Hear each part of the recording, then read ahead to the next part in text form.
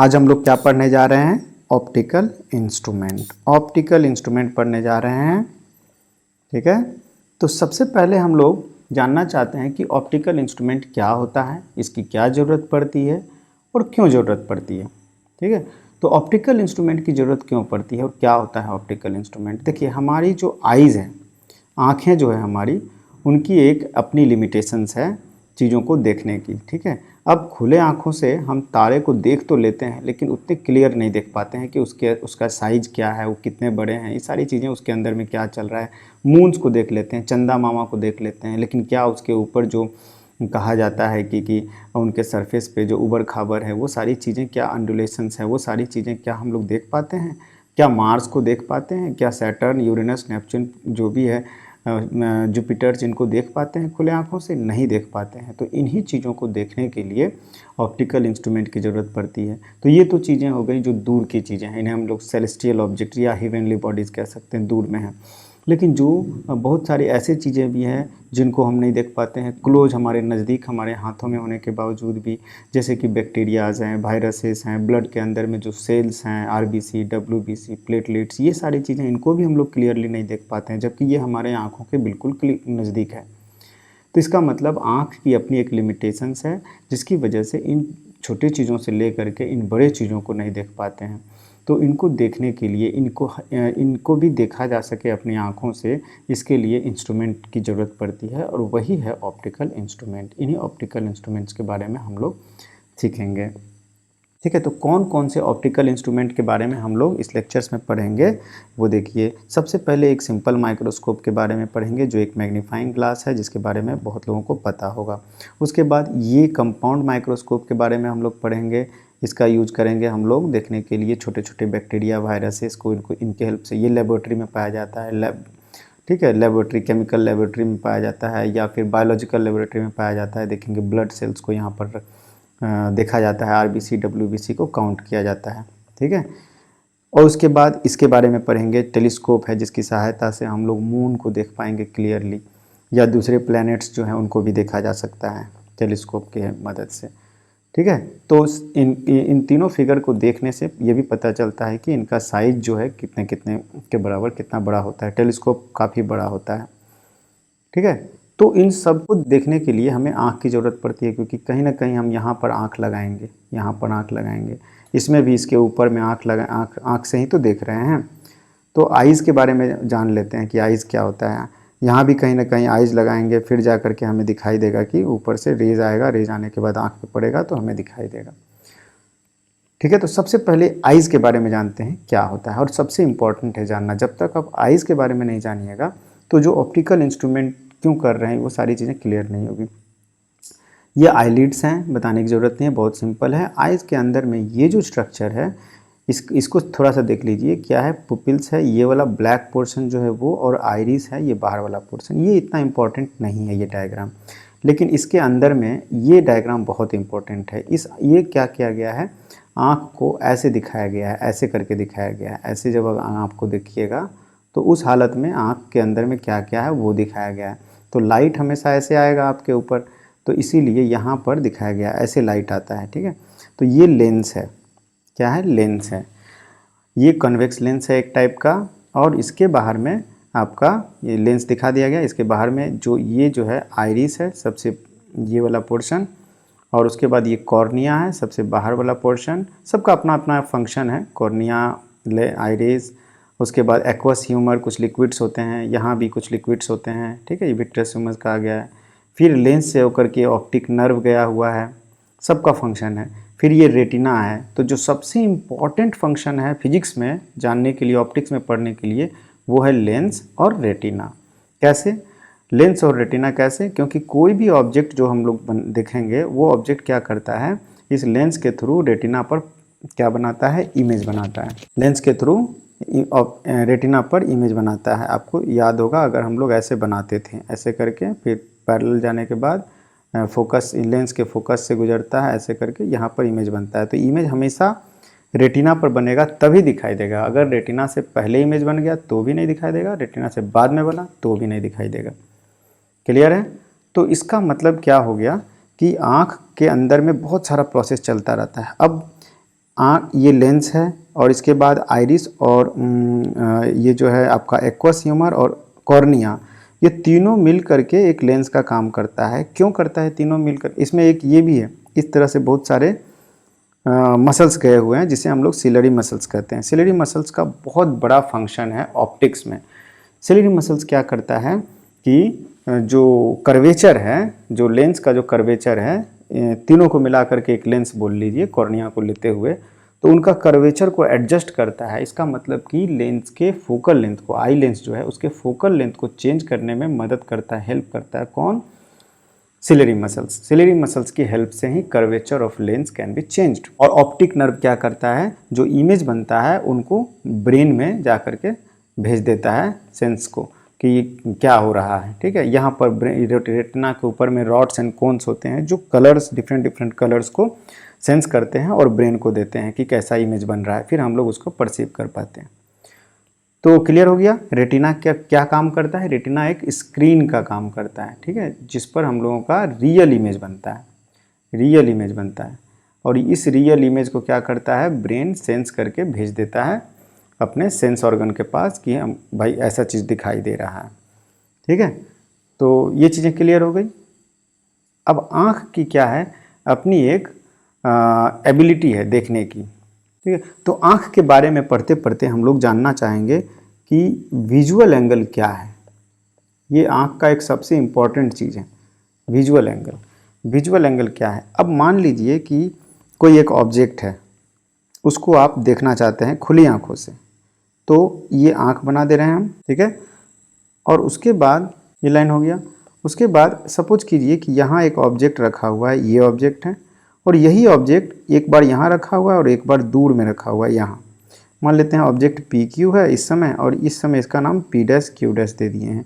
हमें एक बात बताइए कि क्या होगा कि जब ये ऑब्जेक्ट आँख पर कितना एंगल बना रहा है? इस समय ये कुछ एंगल बना रहा है, और यही ऑब्जेक्ट जब दूर हो जाता है तो ये एंगल थोड़ा सा घट के छोटा हो गया है, देखिए। ठीक है, तो ये एंगल मान लेते हैं θ1 है और ये एंगल बाद में θ2 हो जाता है। तो इसका ये मतलब हो गया कि ऑब्जेक्ट को जैसे जैसे नज़दीक लेते जाएंगे वैसे वैसे ये जो विजुअल एंगल है, इसी को विजुअल एंगल कहा जाता है, जो आँख पर ऑब्जेक्ट के दोनों एंड से ले जाते हैं तो जो आँख पे बनता है वो विजुअल एंगल हो गया। तो इसका मतलब हो गया कि ऑब्जेक्ट को जैसे जैसे नज़दीक लेते आएंगे वैसे वैसे विजुअल एंगल बढ़ता जाएगा। ठीक है, आप एज्यूम कीजिए कोई आदमी आपसे काफ़ी दूर में होता है, जैसे कि मान लेते हैं 100 मीटर की दूरी पे होता है, तो वो छोटा दिखता है। जैसे जैसे नज़दीक आता है वैसे ही बड़ा होते जाता है, क्योंकि विजुअल एंगल बढ़ते जाता है। ठीक है, विजुअल एंगल बढ़ते जाता है। तो इसमें क्या करिए, देखिए मान लीजिए ये आँख है, ठीक है, आँख का ये लेंस वाला पोर्शन दिखाया गया है, ये रेटिना है। तो जितना बड़ा एंगल बनेगा रेटिना पर, उसका इमेज भी उतना ही बड़ा बनता है। जितना दूर रखिएगा ऑब्जेक्ट को, उतना ही ये एंगल छोटा होगा और ये एंगल भी छोटा होगा और इमेज का साइज भी छोटा होगा। तो हमारा जो परसेप्शन है इमेज को लेकर के कि इमेज कितना बड़ा बन रहा है, कितना क्लियर बन रहा है, वो डिपेंड करता है विजुअल एंगल पर।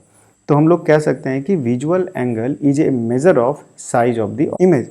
तो जब भी मैग्निफिकेशन की बात करेंगे ऑप्टिकल इंस्ट्रूमेंट के हेल्प से, तो हम लोग देखेंगे कि विजुअल एंगल को ऑप्टिकल इंस्ट्रूमेंट बढ़ा रहा है कि नहीं। अगर विजुअल एंगल को बढ़ा रहा है तभी कहेंगे कि वो ऑप्टिकल इंस्ट्रूमेंट मैग्निफिकेशन कर रहा है। ठीक है, तो ये चीज़ें क्लियर हो गई। अच्छा, अब एक और चीज़ देखते हैं कि हम तो ऑब्जेक्ट को जब नज़दीक ला रहे थे तो धीरे धीरे ऑब्जेक्ट को, मान लीजिए शुरू में ऑब्जेक्ट बहुत दूर है जिसको हम लोग इन्फिनिटी मान लेते हैं, तो इन्फिनिटी से धीरे धीरे ला रहे हैं, तो जैसे जैसे ला रहे हैं वैसे वैसे ये एंगल क्या हो रहा है? बढ़ते जाएगा। ठीक है, दूर से नज़दीक लाते जाएंगे तो एंगल छोटा से बड़ा होते जाएगा। तो इसका मतलब क्या है कि एकदम नज़दीक ले आ देंगे, आँख के एकदम नज़दीक, तो क्या बहुत बड़ा इमेज दिखाई देगा। ठीक है, इसको और नज़दीक ले आएंगे तो एंगल और बढ़ गया, लेकिन ऐसा नहीं होता है। क्यों? ऐसा क्यों नहीं होता है, चीज़ को समझिए। क्या होता है कि मैंने कहा ना आपको कि आँख की जो है अपनी एबिलिटी है फोकल लेंथ चेंज करने की। इमेज कैसे बनता है कि जब आँख जो है रिलैक्स पोजीशन में रहता है एकदम, वो कब रहता है रिलैक्स पोजीशन में? जब जो लाइट जो पड़ रही है वो इन्फिनिटी से आ रही है। तो इन्फिनिटी से अगर कोई ऑब्जेक्ट से, इन्फिनिटी का मतलब काफ़ी दूर से, तो काफ़ी दूर से जब कोई इमेज आ रहा होता है तो आँख के रेटिना पर ऑटोमेटिक बनता है, क्योंकि आँख के रेटिना जो होता है वो उसका मैक्सिमम फोकल लेंथ है। और उस फोकल लेंथ में क्या होता है कि आँख जो होता है एकदम रिलैक्स पोजीशन में होता है। इसका मतलब रिलैक्स का क्या मतलब हो जाएगा, सिलेरी मसल है उसको कुछ काम नहीं करना है, वो एकदम रिलैक्स रहता है और ऑटोमेटिकली लेंस जो दिया हुआ है उस लेंस से रेटिना पर इमेज बन जाएगा। कब? जब ऑब्जेक्ट काफ़ी दूर हो तब। तो उस ऐसे सिचुएशन को हम लोग बोलते हैं नॉर्मल विजन। नॉर्मल विजन का मतलब क्या हो गया, आँख रिलैक्स स्टेट में है, सिलेरी मसल को कुछ मेहनत नहीं करना पड़ रहा है, ठीक है, दूर से जब आ रहा है। अब जैसे जैसे नज़दीक लेते जाइएगा तो इमेज का लोकेशन तो बदल जाएगा। अगर लेंस का फोकल लेंथ चेंज नहीं करेंगे तो इमेज का लोकेशन बदलेगा, तो इमेज रेटिना पर नहीं बन करके आगे या पीछे बनेगा, ब्लर दिखाई देगा। तो आँख उसके लिए क्या करता है, अपने फोकल लेंथ को एडजस्ट करता है, आइरिस और कॉर्निया तीनों को साथ में लेकर के सिलेरी मसल्स क्या करता है, लेंस के कर्वेचर को बदलता है, जिससे उसका फोकल लेंथ ऐसा हो जाए जिससे कि वापस इमेज रेटिना पर ही बने। तो जैसे जैसे ऑब्जेक्ट को नज़दीक लेते जाएंगे वैसे वैसे क्या होता है कि आँख का फोकल लेंथ जो होता है वो चेंज होता है। किसके हेल्प से? सिलेरी मसल्स की हेल्प से। तो आँख का चेंज होता रहता है, इसका मतलब उसका कर्वेचर चेंज होते रहता है। तो कर्वेचर चेंज होने की सिलेरी मसल्स की अपनी एक एबिलिटी है। ऐसा नहीं है कि वो जीरो से लेके इन्फिनिटी कुछ भी फोकल लेंथ कर देगा, नहीं। तो नज़दीक जब लेते आइएगा तो एक समय ऐसा आएगा जिसके बाद और नज़दीक लाने पे विजुअल एंगल चेंज नहीं होता है, बल्कि ऑब्जेक्ट दिखाई देना ही बंद कर देता है, क्लियर नहीं दिखाई देता है।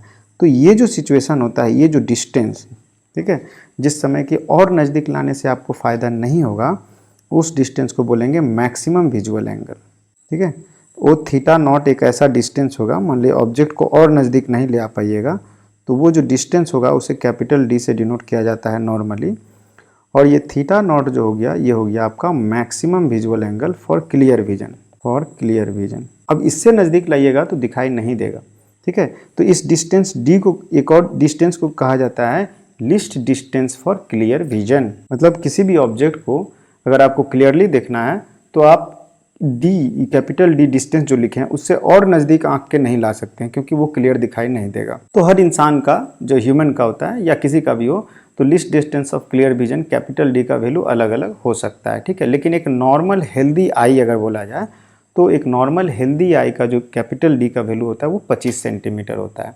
तो अगर आपकी आंख में एक चश्मा नहीं लगता है तो आप आंख खोल करके ऐसे देख सकते हैं कि 25 सेंटीमीटर पे जब आप रखिएगा तो टेक्स्ट जो होते हैं वो बिल्कुल क्लियर दिखाई देंगे। दूर करिएगा तो थोड़ा सा छोटा हो जाएगा टेक्स्ट, नज़दीक करिएगा तो बड़ा होगा। लेकिन एक 25 सेंटीमीटर से और नज़दीक, 25 मतलब एवरेज बोला गया है 25, तो अराउंड 25 सेंटीमीटर जो होता है वो होता है। तो for a normal healthy eye capital D is equal to 25 centimetre, ठीक है। और इस समय क्या होता है, जब 25 सेंटीमीटर आया तो फोकल लेंथ को तो काफ़ी चेंज मेहनत करना पड़ा है। जब वो इन्फिनिटी से काफ़ी दूर में था ऑब्जेक्ट तब तो आँख के फोकस को कुछ नहीं करना पड़ा था, ऑटोमेटिकली रेटिना पर फोकस हो रहा था, क्योंकि वही उसका फोकल लेंथ था नॉर्मल, मतलब बिल्कुल नॉर्मल स्टेट में, रिलैक्स स्टेट में। लेकिन जैसे जैसे ऑब्जेक्ट को ले आ रहे हैं वैसे वैसे उसके फोकल लेंथ को चेंज करना पड़ रहा है, फोकल लेंथ को घटाना पड़ रहा है, ठीक है। तो इस समय फोकल लेंथ मिनिमम हो जाता है और मैक्सिमम स्ट्रेन पड़ता है आँख पर इस समय, जब कैपिटल डी डिस्टेंस पे एकदम नज़दीक में आ गया है तो, ठीक है। तो नॉर्मल हेल्दी ह्यूमन का क्या है, 25 सेंटीमीटर जो होता है वो आपका होता है। जब ऑब्जेक्ट इन्फिनिटी पे है, हम लोग कुछ चीज़ें लिख लेते हैं। जब object infinity, when the object is at infinity I is in A normal relaxed position, ठीक है। जब ऑब्जेक्ट इन्फिनिटी, इसे कहा जाता है, ये इसको इस सिचुएशन को कहा जाता है नॉर्मल विजन। और जब when object is at least distance for clear vision, तब क्या होता है, आई जो है मैक्सिमम स्ट्रेंड है, ठीक है, इस समय, ठीक है। आई लेंस प्रीवियस केस में, जब इस केस में क्या होता है, आई लेंस का फोकल लेंथ मैक्सिमम है, ठीक है, और इस केस में क्या होगा, फोकल लेंथ मिनिमम हो जाएगा। तो ये आँख की कुछ प्रॉपर्टीज है। तो इन्फिनिटी से लेकर के डी जो डिस्टेंस है उसी में आपको दिखाई देगा, और डी से नज़दीक लाइएगा तो दिखाई नहीं देगा। तो कहने का मतलब क्या हो गया कि अगर ये आई है, मान लेते हैं ये अगर आई है, तो कोई भी चीज़ अगर हम लोग देखना चाहते हैं क्लियरली तो ऑब्जेक्ट को क्या करेंगे, कभी भी डी से नज़दीक नहीं लाएंगे, नहीं तो आँख को दिखाई नहीं देगा। तो ये जो डिस्टेंस है डी, इसको सेफ जोन में रखते हैं, इससे नज़दीक ऑब्जेक्ट को नहीं लाना है, ऑब्जेक्ट को हमेशा डी से बाहर रखना है, क्लियर, ठीक है। इससे डी से बाहर रखना है, तभी जा कर के ऑब्जेक्ट दिखाई देगा क्लियरली। इसलिए इस डी डिस्टेंस यानी कि 25 सेंटीमीटर नॉर्मल ह्यूमन आई के लिए कहा गया है कि least distance for clear vision. ठीक है, अब हम लोग सिंपल माइक्रोस्कोप के बारे में पढ़ते हैं। सिंपल माइक्रोस्कोप क्या होता है? सिंपल माइक्रोस्कोप या सिंपली इसे कह लीजिए एक मैग्नीफाइंग ग्लास है और कुछ भी नहीं है, एक मैग्नीफाइंग ग्लास है। अब बताइए, अभी अभी हमने क्या कहा कि आँख के लिए क्या है कि कैपिटल डी से मतलब कि डिस्टेंस जो है उससे नज़दीक नहीं ले आ सकते हैं ऑब्जेक्ट को, यही तो बोलें, क्योंकि ऑब्जेक्ट मान लीजिए बहुत छोटा है, ठीक है, तो ये कैपिटल डी डिस्टेंस है और क्लियर दिखाई नहीं दे रहा है, ऑब्जेक्ट को हमने रख दिया है लेकिन आँख में जो है क्लियर फिर भी नहीं दिखाई दे रहा है। तो किसी तरह से ऐसा किया जाए कि ये छोटा होने के बावजूद भी इसका इमेज आँख को ऐसा लगे कि कैपिटल डी पे है और बहुत बड़ा है, ठीक है, या इन्फिनिटी पे है और बड़ा है। तो उसके लिए क्या किया जाए? तो उसके लिए मैग्नीफाइंग ग्लास का यूज किया जाता है। ये जो टेक्स्ट दिख रहे हैं आपको 25 सेंटीमीटर पे रखा हुआ है तो दिखाई नहीं दे रहा है, लेकिन ये जो है इमेज जो बना है, ये बड़ा इमेज बना है, आँख से 25 सेंटीमीटर दूर पे बना है तो दिखाई दे रहा है क्लियरली बड़ा बड़ा। इसी को हम लोग पढ़ेंगे एज ए सिंपल माइक्रोस्कोप। ये जो list distance for clear vision है, इसे हम लोग नियर पॉइंट विजन भी कहते हैं। ठीक है, सिंपल माइक्रोस्कोप मान लेते हैं, एक लेंस है, सिंपली एक कन्वेक्स लेंस है और उस लेंस के सामने में lens of short focal length, ठीक है, फोकल लेंथ छोटा होगा उसका, इस लेंस के सामने में एक ऑब्जेक्ट रख दिए हैं। ये ऑब्जेक्ट जो होगा ये फोकस के अंदर रखेंगे, ठीक है, क्योंकि वर्चुअल बनाना है तो फोकस के अंदर रखेंगे तो क्या होगा, जो रेज ऑफ लाइट होंगी वो ऐसे चली जाएंगी एक अनडेविएटेड सेंटर से, डायग्राम ड्रॉ करना है तो, और दूसरा क्या होगा, ये जाने के बाद ऐसे फोकस से गुजरेंगे। ठीक है, ये फोकस अगर हम, तो इसमें क्या करते हैं, हम ट्राई कर रहे हैं ऐसा दिखाने का कि इमेज बड़ा बन रहा है और ये देखिए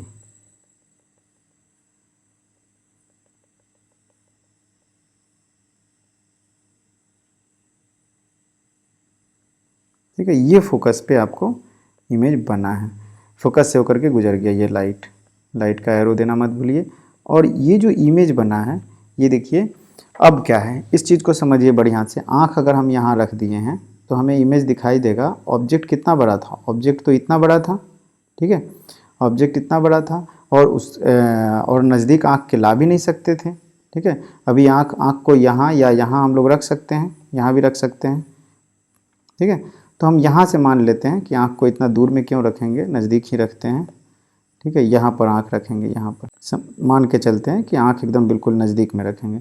अब क्या है कि इसके नज़दीक आँख रखा गया है, इसका मतलब ये अगर 25 सेंटीमीटर रहा, डी रहा, तो जो ऑब्जेक्ट इतना छोटा था जिसे मैं बहुत कोशिश करके 25 सेंटीमीटर पे नहीं देख पा रहा था उसको देख पा रहा हूँ। ठीक है, इस समय जो ऑब्जेक्ट जो एंगल बना रहा है वो काफ़ी बड़ा बना रहा है, ये थीटा, ठीक है, और उस पहले जो बना रहा था वो कम बना रहा था।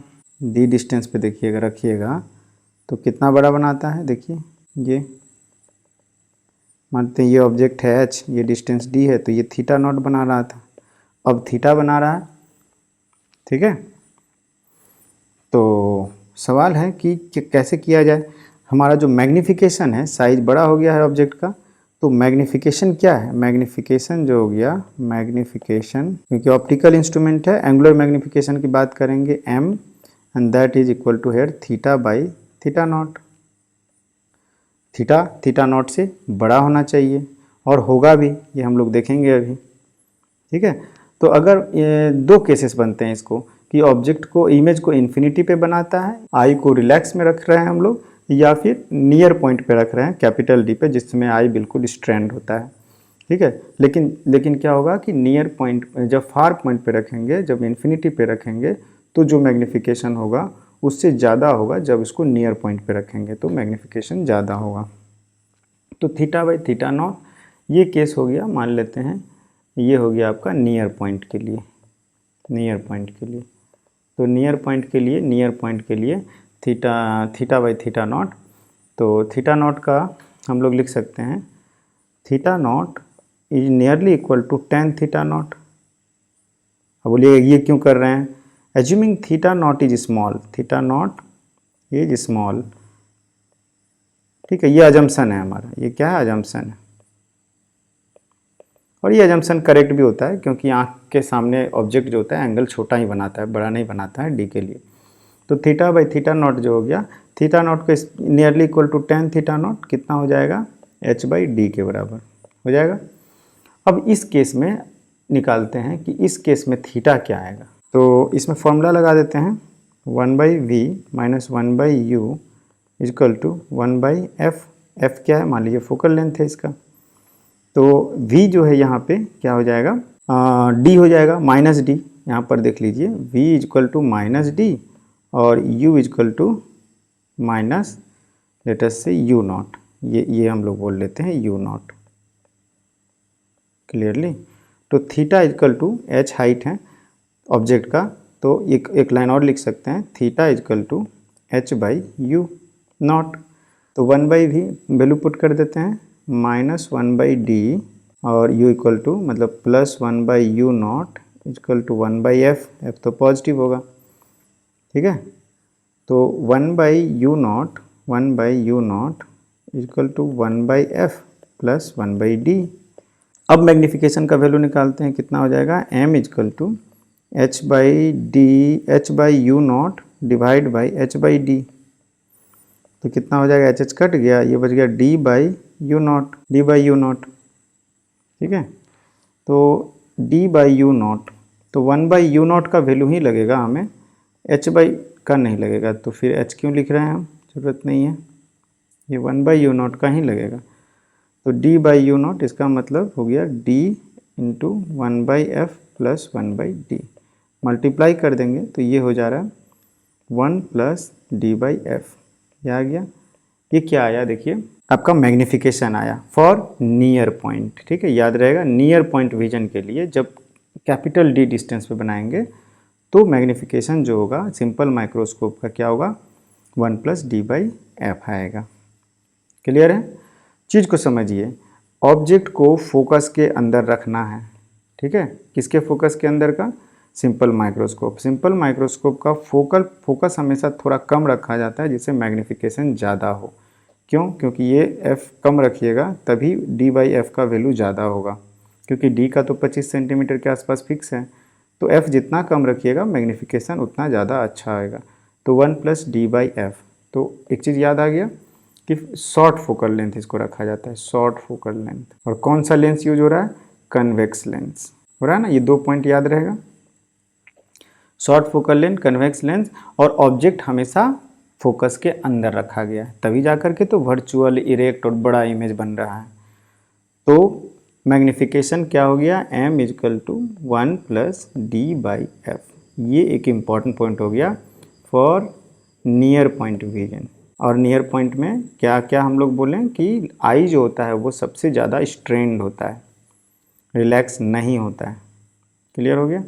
अच्छा, नॉर्मल विजन के लिए क्या करेंगे, नॉर्मल विजन के लिए, नॉर्मल विजन मतलब object at infinity, sorry image at infinity. जो वर्चुअल इमेज बनना चाहिए, इमेज एट इन्फिनिटी। और वो कब बनेगा, इमेज इन्फिनिटी पर कब बनेगा, जब ऑब्जेक्ट को फोकस पे रखा जाए। तो वो सिचुएशन भी आप ड्रॉ कर सकते हैं, बहुत आसान है। ये ऑब्जेक्ट है और ये इसका मान लीजिए फोकस है, तो फोकस पर ही ऑब्जेक्ट को रख दीजिए। तो क्या होगा, एक तो अनडेविएटेड चला गया, दूसरा डेविएट होकर भी जाएगा तो भी कुछ नहीं कर पाएगा, कहीं मिलेगा ही नहीं, ऐसे ही चला जाएगा। तो ये इन्फिनिटी पे बनेगा। तो उस समय जो ये जो डिस्टेंस यू नॉट उस समय था वो एफ हो गया, तो ये एच हो गया, ये थीटा हो गया। तो इस समय मैग्नीफिकेशन जो लिखेंगे वो क्या लिखेंगे, थीटा बाई थीटा नॉट जब करेंगे तो क्या हो जाएगा, थीटा नियरली इक्वल टू, हम क्या बोल रहे हैं, nearly equal to ten theta. तो theta by theta not, tan theta क्या हो जाएगा यहाँ पर h बाई एफ, और नीचे में क्या था h by D, H cut गया, ये हो गया d बाई एफ, ठीक है। तो इस समय मैग्नीफिकेशन क्या हो गया सिंपल माइक्रोस्कोप का, d बाई एफ, ये हो गया। तो ये किस केस के लिए हो गया, for normal vision. Normal vision का मतलब हो गया कि आई जो है बिल्कुल रिलैक्स स्टेट में, ठीक है, लिस्ट स्ट्रेंड है, इसको least strained, eye is least strained. आँख को तकलीफ नहीं हुआ है, सिलरी मसल को ज़्यादा मेहनत नहीं करना पड़ा है यहाँ पर, ठीक है, फोकस को ज़्यादा चेंज करने की ज़रूरत नहीं पड़ी है, एकदम रिलैक्स होकर के दूर से आ रहा है, दिख रहा है। तो ये नॉर्मल विजन हो गया, डी बाई एफ हो गया। तो क्लियर हो गया, ये चीज़ें क्लियर हो गई। ये दो फॉर्मूला इंपॉर्टेंट है, एक हो गया फॉर नियर पॉइंट विजन जिसमें डी डिस्टेंस पे इमेज को देख रहे हैं, एक इमेज इन्फिनिटी पे, दोनों का मैग्निफिकेशन का फॉर्मूला हमारे पास आ गया। ठीक है, इन दोनों पर बेस्ड एक न्यूमेरिकल करते हैं, छोटा छोटा न्यूमेरिकल। ठीक है, फर्स्ट प्रॉब्लम देखिए क्या है, बहुत आसान सा है। A simple microscope has a magnifying power of 3 when the image is formed at the near point. दे भी दिया है कि नियर पॉइंट मतलब 25 सेंटीमीटर। तो बोल रहा है कि 25 सेंटीमीटर पर जब बनता है ऑफ नॉर्मल आई का जो होता है 25 सेंटीमीटर होता है, मैग्नीफाइंग पावर 3 दिया हुआ है, तो नियर पॉइंट का फॉर्मूला लगाइए। ठीक है, पूछा क्या है देखिए, what is it's focal length and what will be its magnifying power if the image is formed at infinity. Straight away formula है, इसमें कुछ तो है नहीं। ठीक है, तो क्या करेंगे, फॉर्मूला लगाएंगे। कौन सा फॉर्मूला, डी वाई एफ लगेगा कि 1 + dy/f, तो 1 + dy/f लगना चाहिए मैग्निफिकेशन में। क्यों, क्योंकि इसने लिख रखा है image is formed eight near point, तो नियर पॉइंट का ये फॉर्मूला है। तो m कितना दिया हुआ है 3, इसका मतलब दिस इज इक्वल टू 3, तो 1 + d दिया हुआ है 25 सेंटीमीटर, f पूछा गया है, यहाँ से f निकाल लीजिए, तो f आ गया कितना आपका 2, 25/2 हो जाएगा ये, मतलब 12.5 सेंटीमीटर, ये f आ गया। तो पार्ट ए आपका हो गया। पार्ट बी पूछ रहा है what will be its magnifying power if the image is formed at infinity. तो इन्फिनिटी के लिए मैग्नीफाइंग पावर का क्या है फॉर्मूला, d/f होता है। तो आपको f पता चल ही गया है, d 25 सेंटीमीटर दे ही रखा है, तो 25/12.5 सेंटीमीटर कर दीजिए, फिर से आ गया 2, तो मैग्नीफाइंग पावर 2 हो गया। ठीक है, इसी तरह से प्रॉब्लम पढ़ना है और बस कर देना है। प्रॉब्लम को पढ़ते हैं, क्या है, a simple microscope is rated 5x मतलब 5 उसका मैग्निफिकेशन है 5 times for a normal relaxed eye, normal eye के लिए है, और रिलैक्स्ड आई के लिए, आई नॉर्मल है रिलैक्स्ड है, इसका मतलब 25 सेंटीमीटर होगा इसका नियर पॉइंट विजन। ठीक है, तो and what will be its magnifying power for a relaxed far sighted eye whose near point is 40 centimetre. तो सबसे पहले करेंगे क्या, m is equal to relaxed eye के लिए d/f लिखेंगे, और ये 5 दिया हुआ है, और d हो गया 25 सेंटीमीटर। ठीक है, d/25/5 f हो जाएगा, तो f इक्वल टू 5 सेंटीमीटर आया। क्योंकि ये क्योंकि एक नॉर्मल रिलैक्स्ड आई का d जो होता है वो 25 सेंटीमीटर होता है। बाद में क्या बोल रहा है, मान लेते हैं m', तो वो क्या बोल रहा है, वो बोल रहा है d'/f। ठीक है, अब d' क्या है 40 सेंटीमीटर, मतलब इसका आँख खराब है, जो फार साइटेड आई है उसका d जो है 45 सेंटीमीटर है, तो उसके लिए मैग्निफिकेशन कितना हो जाएगा, तो क्या हो जाएगा 40/5 मतलब 8। ठीक है, इसका मैग्निफिकेशन 8 हो जाएगा। क्लियर हो गया। इसी तरह से एक एक करके हम लोग सिंपल माइक्रोस्कोप बहुत ईजी है करके आगे बढ़ सकते हैं। ओके।